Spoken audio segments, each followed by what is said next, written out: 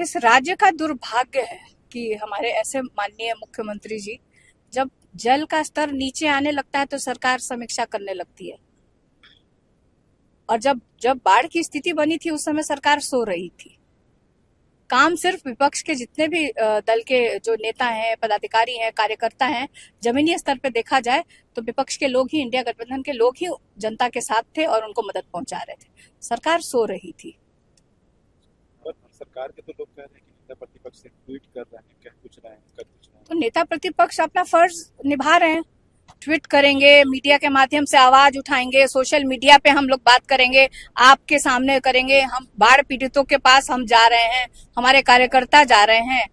ये नेता प्रतिपक्ष का काम नहीं है ना, ये इस राज्य के मुख्यमंत्री का, इस राज्य के मुखिया का काम है, इस राज्य के मंत्री का काम है, इस राज्य के आपदा विभाग के अफसरों का काम है।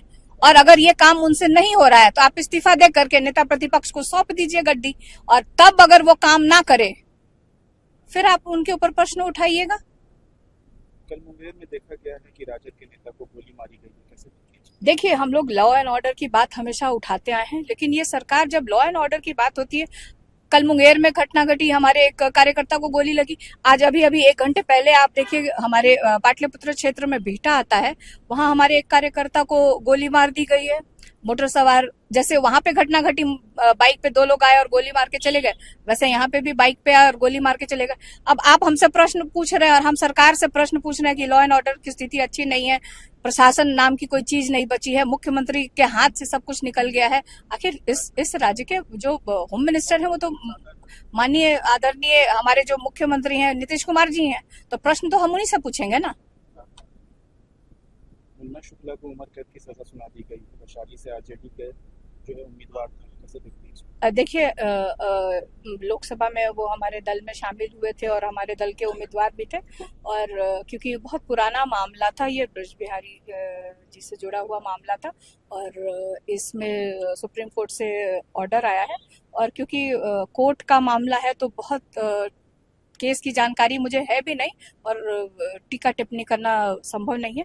लेकिन एक तरफ आप देखिए कि उसमें बहुत दल के लोग इन्वॉल्व थे, लेकिन एनडीए के सारे जितने दल से जुड़े हुए लोग थे वो सब लोग बरी हो गए, और राष्ट्रीय जनता दल से जुड़ा हुआ नेता जेल चला गया। सीतामढ़ी में एक मामला देखने को आया है, दुर्गा पूजा पंडाल में जो एक बीजेपी नेता ने तलवार बांटी, कैसे देखते हैं इसको? कह रहे हैं शास्त्र के साथ साथ शस्त्र की जरूरत। देखिए, हम लोग यही तो कहते आए हैं कि एक तरफ हम लोग बात करते हैं इंसानियत की, हम लोग बात करते हैं कि आप बिहार में 20 साल से एनडीए की सरकार रही है, डबल इंजन की सरकार रही, बहुत कम समय के लिए हमारे चाचा जी मुड़ के आते हैं, हमारे साथ जाते हैं, और जब आए तो हमने काम करके भी बिहार की जनता को दिखाया। कोई हवा में हम लोग बात नहीं करते हैं।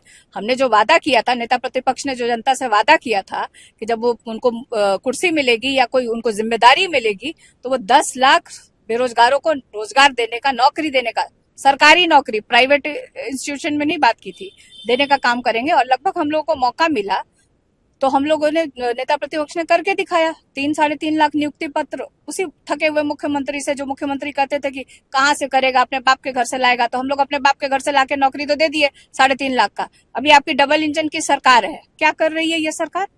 कितने बेरोजगारों को नौकरी दे रही है?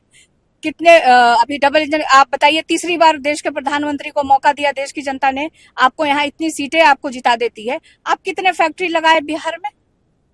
सिर्फ चुनाव आता है तो आते हैं, बहलाते हैं, फुसलाते हैं, 5 किलो अनाज का सपना दिखा करके चले जाते हैं।